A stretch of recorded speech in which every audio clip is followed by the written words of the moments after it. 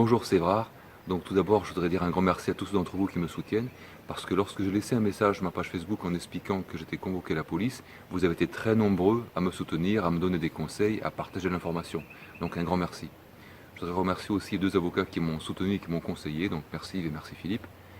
Donc l'audience avec la police s'est très bien passée, c'est pas très agréable mais c'est comme ça. Et je suis convoqué au tribunal à la fin du mois de juin pour le délit de diffusion de fausses nouvelles de nature à troubler la paix publique. Moi, j'ai jamais eu l'intention de troubler la paix publique. Je donne un autre éclairage de la situation avec mes vidéos différentes de ce que disent les médias. Remarquez aussi que lorsqu'on ne dit pas les informations qui vont dans le sens des médias, c'est considéré comme une fake news. C'est aussi ce que dit le docteur Didier Raoult. Donc le droit à la parole était extrêmement limité. Il est très contrôlé encore, c'est-à-dire vous avez le droit d'accéder à l'antenne ou pas. Et puis là, d'un coup, explose le droit à la parole de tous. Donc ce sont les réseaux sociaux qui, bien entendu, rendent en conflit financier et du droit à la parole avec les autres médias traditionnels. Donc c'est pour ça que les autres médias traditionnels peuvent éventuellement qualifier de fake news ceux qui ne sont pas les news que eux propagent. Donc je pense qu'il y a un vrai changement social et c'est vrai aussi. Voilà, donc aujourd'hui on va analyser les incohérences dans le nombre de décès selon les pays. Allez, on y va. Alors pourquoi une telle différence dans le nombre de décès selon les pays alors que le coronavirus est le même pour tous? Tout d'abord, regardez le point presse de M. Salomon tous les jours.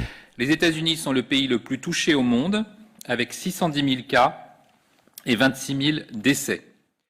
Là, il donne le nombre de décès aux États-Unis. Il annonce 26 000 décès. Et ça fait peur comparé au nombre en France qui faisait la moitié à cette date. Mais le chiffre de M. Salomon ne veut rien dire, puisqu'aux États-Unis, la population fait 5 fois la population française. Il faut donc regarder le nombre de morts par habitant. J'ai choisi de le faire pour 10 000 habitants, parce que c'est le plus pratique à utiliser dans ce cas. Les médias traditionnels ne vous donnent jamais ce chiffre, parce que ça révélerait de suite qu'il y a un problème avec l'information qu'on nous donne. Alors qu'en parlant du nombre de décès par habitant, on peut facilement faire des comparaisons entre les pays, et vous allez voir qu'on trouve des choses curieuses. En France, au 28 avril, il y avait 23 000 décès, soit 3,2 décès pour 10 000 habitants. Remarquez que ça reste très peu, 3 décès pour 10 000 habitants en France. Et on va voir que dans certains pays, c'est 100 fois moins. Mais les médias traditionnels ne vous le disent pas, parce que cela marque beaucoup plus d'indiquer 23 000 décès que 3 décès pour 10 000 habitants. Alors est-ce que c'est d'incompétence ou une volonté délibérée de dramatiser la situation? Je ne sais pas encore. Les médias ne vous disent pas non plus qu'il y a une énorme différence dans le nombre de décès selon les pays, alors que le coronavirus touche tout le monde de la même façon. Et c'est le but de cette vidéo. On va analyser les explications possibles et vous allez voir que cela nous mène toujours au même point, des incohérences dans les chiffres qu'on nous donne. Est-ce parce que les structures hospitalières sont de meilleure qualité dans certains pays que dans d'autres? En France, on a vu qu'il y a 3,2 décès pour 10 000 habitants. En Grèce, il y a 0,1 décès pour 10 000 habitants. La Grèce subit une crise économique majeure. Est-ce que leurs structures hospitalières sont meilleures que celles de la France? Je ne le pense pas. En Ukraine, ils ont eu 0,05 décès pour 10 000 habitants. L'Ukraine sort d'une guerre. Leurs structures hospitalières ne sont certainement pas meilleures que celles de la France en ce moment. Au Bangladesh, ils ont eu 0,009 décès par million d'habitants. C'est ridicule. Si on avait ce taux en France, on aurait 56 décès causés par le coronavirus. Or, le Bangladesh est un des pays les plus pauvres du monde, et leur population est de 168 millions d'habitants. Les structures hospitalières du Bangladesh ne peuvent pas être meilleures qu'en France. Remarquez aussi sur cette carte que ce sont les pays occidentaux, en particulier les pays faisant partie de l'OTAN, qui sont le plus touchés, alors qu'ils sont censés avoir les meilleures infrastructures hospitalières. Et c'est tout l'inverse qui se produit, ce sont les pays pauvres qui ont le moins de décès par le coronavirus. Donc, comme on le voit, ce ne sont pas les infrastructures hospitalières et médicales qui pourraient expliquer les différences de mortalité selon les pays. Est-ce parce que certains pays auraient fermé leurs frontières plus rapidement? Eh bien non, puisque le Royaume-Uni, les États-Unis et l'Espagne sont les premiers à avoir fermé leurs frontières. Pourtant, ce sont eux qui enregistrent le plus de décès. Au Portugal, il y a eu 0,8 décès pour 10 000 habitants. Le Portugal a très rapidement fermé ses frontières. Mais ce pays est juste à côté de l'Espagne où il y a eu beaucoup de décès.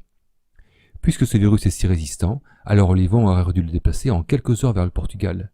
Et Madrid, la capitale de l'Espagne, n'est qu'à 300 km du Portugal. Regardez maintenant au Vietnam. Il y a eu seulement 300 cas recensés et aucun décès. alors que ce pays de 98 millions d'habitants se trouve dans une zone fortement concernée par le coronavirus. Et le Vietnam a 300 km de frontière avec la Chine. La même chose au Cambodge, aucun décès. Au Laos, aucun décès. En Birmanie, 5 décès pour un pays qui fait 55 millions d'habitants. En Thaïlande, 60 décès pour un pays qui a le même nombre d'habitants qu'en France. Et regardez où se situent ces pays par rapport à la Chine, qui était le point de départ de l'épidémie. Mais ça aussi, les médias n'en parlent pas. La fermeture des frontières ne peut pas expliquer les différences de mortalité selon les pays. Alors, est-ce que certains pays auraient mieux géré la crise, auraient adopté des mesures pour tester les personnes, isoler les malades, fournir des masques pour qu'il n'y ait pas trop de décès? Mais on a vu que le gouvernement français a beaucoup de difficultés à gérer la situation, alors que le pays fait 65 millions d'habitants. On peut penser que plus un pays sera grand et peuplé, plus ce sera difficile de mettre en place des mesures pour protéger toute la population, dépister et isoler les malades afin d'éviter l'augmentation du nombre de décès. Pourtant, au Brésil, population de 211 millions d'habitants, il y a eu 25 fois moins de décès qu'en France. Impossible pour un pays aussi grand et varié d'adopter rapidement des mesures qui auraient permis de limiter le nombre de décès. Au Nigeria, en Afrique, c'est un gigantesque pays de 196 millions d'habitants. C'est un des pays les plus corrompus du monde, où l'État est sans cesse en lutte contre les chefs locaux. Là aussi, difficile de penser que le gouvernement de ce pays aurait mieux réagi que nous. Pourtant, il y a eu 140 fois moins de décès qu'en France. En Inde, il y a une population de 1,4 milliard d'habitants, 650 fois moins de décès qu'en France. Impossible de mettre en place des mesures rapidement pour protéger toute la population. Pourtant, ils n'ont eu qu'une centaine de décès. L'Ukraine encore, on a vu qu'ils sortaient d'une guerre.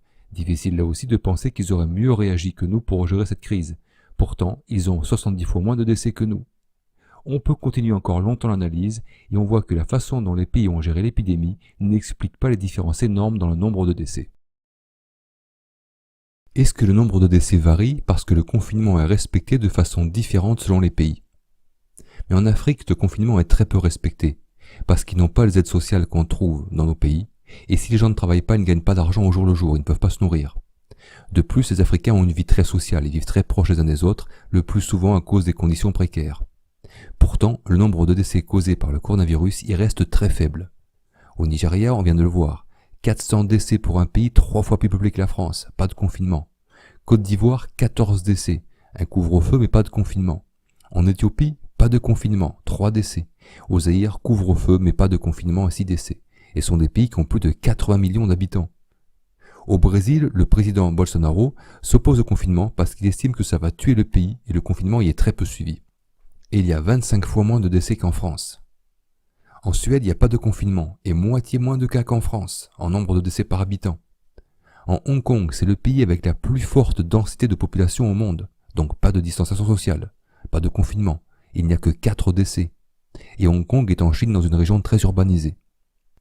Plusieurs pays n'ont pas suivi le confinement et, malgré tout, ont très peu de décès. Donc comme vous le voyez, les différences dans le confinement n'expliquent pas la disparité du nombre de morts selon les pays. Puisque le virus touche surtout les personnes âgées, est-ce que les pays jeunes auraient moins de décès que les pays vieillissants? On pourrait penser qu'en Afrique il y a peu de décès parce qu'il y a une population très jeune. Mais le Japon, qui a la population la plus âgée du monde, a 160 fois moins de décès que la France. La Grèce aussi et le Portugal ont aussi une population vieillissante, et le nombre de décès par coronavirus y reste très faible. Donc là aussi, les différences d'âge dans la population n'expliquent pas la disparité du nombre de morts selon les pays. On pourrait penser que le nombre de décès est faible dans certains pays parce qu'ils commencent seulement à être touchés par l'épidémie. Mais lorsqu'on regarde les graphiques montrant l'évolution du nombre de nouveaux cas Covid-19, on voit que même pour les pays touchés plus tardivement, le nombre de nouveaux cas diminue. En Chili, en Suède, en Algérie, au Sénégal, en Nouvelle-Zélande, en Iran. Et regardez aussi en France, le nombre de nouveaux cas est en chute libre. C'est ce qu'affirme déjà le Dr Raoult il y a 1 mois. Et c'est ce qui se passe chaque année avec les grippes saisonnières. Pour nous, l'épidémie est en train de disparaître progressivement. Donc c'est une des possibilités que j'avais évoquées parmi d'autres, que l'épidémie disparaisse au printemps et que d'ici quelques semaines, il n'y ait plus de cas pour des raisons qui sont extrêmement étranges, mais qui sont des choses qu'on a l'habitude de voir pour la plupart des maladies virales respiratoires. Donc c'est assez banal. Regardez aussi l'évolution du nombre de cas en Chine. Ce n'est pas parce qu'un pays a été touché plus tard par le Covid-19 que le nombre de décès est plus faible, puisque presque partout dans le monde, le nombre de nouveaux cas est en diminution. Alors on récapitule, comment expliquer que le nombre de décès varie autant entre les pays? Je vous rappelle que cela va de 0 décès dans plusieurs grands pays à plus de 40 000 décès aux États-Unis, c'est énorme cette différence. Ce serait une disparité entre les structures médicales? Non. Certains pays auraient fermé leurs frontières plus tôt? Non. Certains pays ont pris de meilleures mesures? Non. Certains pays ont imposé un confinement plus strict? Non. Ce sont les pays dont la population est la plus jeune qui ont le moins de décès? Non. Ce sont les pays qui ont le moins de décès qui sont juste au début de l'épidémie? Non. Comme vous pouvez le voir, les chiffres qu'on nous donne sont incohérents et ne permettent aucune explication rationnelle. Alors que si on regarde la variation par exemple du nombre de décès par cancer, la variation entre les pays est beaucoup plus faible et surtout s'explique parfaitement. La seule explication logique à ces chiffres incohérents, celle qu'affirment de nombreux spécialistes et que je vous répète depuis plusieurs vidéos, c'est que le nombre de décès annoncé est faux. Car on ne fait pas la différence entre décès avec coronavirus et décès à cause du coronavirus. Une personne testée positive et qui décède par la suite sera déclarée automatiquement décédée du coronavirus parce qu'on considère que cette maladie, le Covid-19, l'emporte sur toutes les autres pathologies. Ce qui est totalement absurde, puisque le coronavirus ne touche que les voies respiratoires. Et si quelqu'un est testé positif au coronavirus et décède par exemple d'une infection urinaire, ce n'est pas le coronavirus qui en est la cause.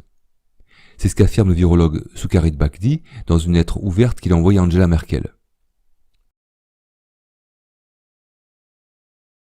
Dans le même temps, l'erreur est commise dans le monde entier pour signaler les décès liés au virus dès qu'il est établi que le virus était présent au moment du décès. Or, cela viole un principe de base de l'infectiologie, ce n'est que lorsqu'il est certain qu'un agent a joué un rôle important dans la maladie ou la mort qu'un diagnostic peut être posé. Il dit ensuite, à l'heure actuelle, il n'existe aucune information officielle sur la question de savoir si, du moins rétrospectivement, des analyses plus critiques des dossiers médicaux ont été entreprises pour déterminer le nombre de décès réellement causés par le virus. Ça correspond à ce que je vous dis exactement.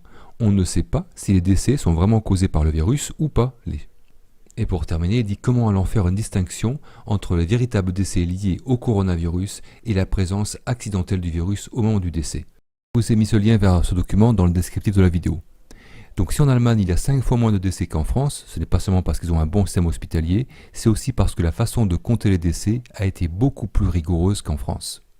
Et si on avait compté nos décès comme en Allemagne, on ne serait non pas à 25 000, mais à 4 000, ce qui correspondrait beaucoup plus à la réalité. C'est aussi ce qu'explique le journaliste Harold Iman sur CNews. Ce que l'on fait en France et en Italie.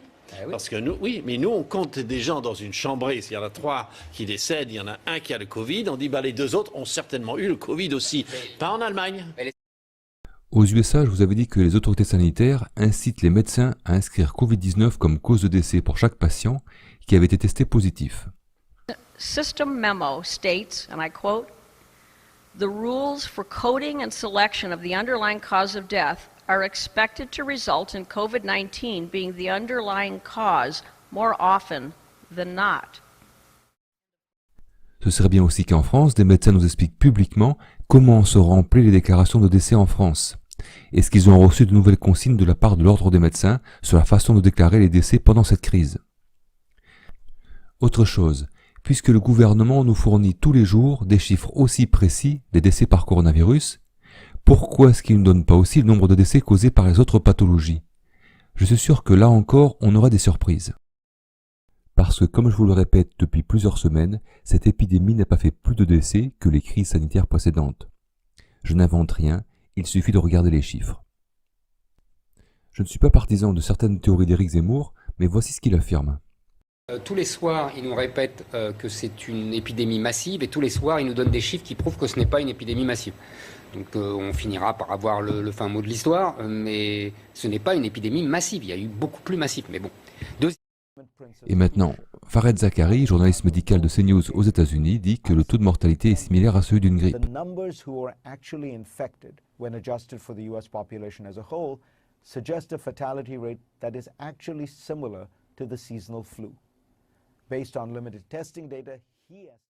Donc, que dire de plus, si ce n'est que les plus grands infectiologues du monde entier affirment que cette épidémie n'est pas plus grave qu'une grippe saisonnière.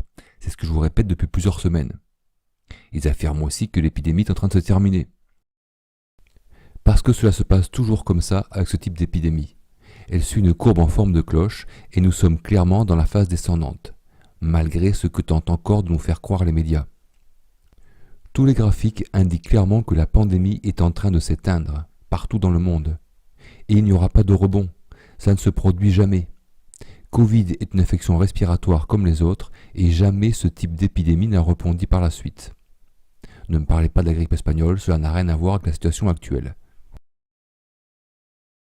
Finalement, ce n'est pas le Covid qui a été inquiétant. Ce qui est inquiétant, ça a été la réaction à cette épidémie bien réelle. Réaction des médias, réaction des gouvernements et notre propre réaction à nous.